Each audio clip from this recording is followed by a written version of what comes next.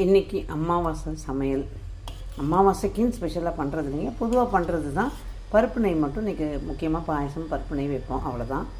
மற்றபடி இந்த வெங்காயம் பூண்டு சேர்க்காமல் பண்ணுறது அப்படிங்கிறது எங்களுக்கு பழக்கம் இல்லாதனால எப்பவும் போல் சமையல். பாயசமும் அப்பளம் வடை இருக்கும். இன்றைக்கி வடை இல்லை.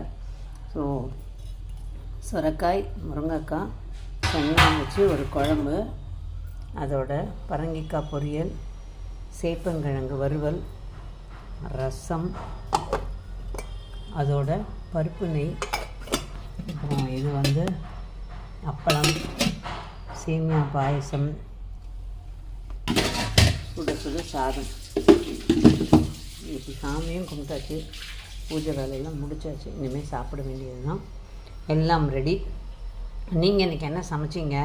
உங்கள் வீட்டில் என்ன பண்ணீங்கன்னு சொல்லுங்கள். நிறைய பேர் அநேகமாக நீங்கள் வெங்காயம் பூண்டெல்லாம் சேர்க்காமல் பண்ணுவீங்க. பட் எதுவாக இருந்தாலும் கமெண்ட்டில் சொல்லுங்கள். இன்றைக்கி நான் மெயினாக போடுற வீடியோ போடல, இன்னும் 2 நாளில் போட்டுருவோம். கொஞ்சம் வேலை இதுவாக இருந்ததுனால போட முடியல, போட்டுடுவேன். ஸோ இதுதான். அடுத்து நீங்கள் கமெண்ட்டில் சொல்லுங்கள்.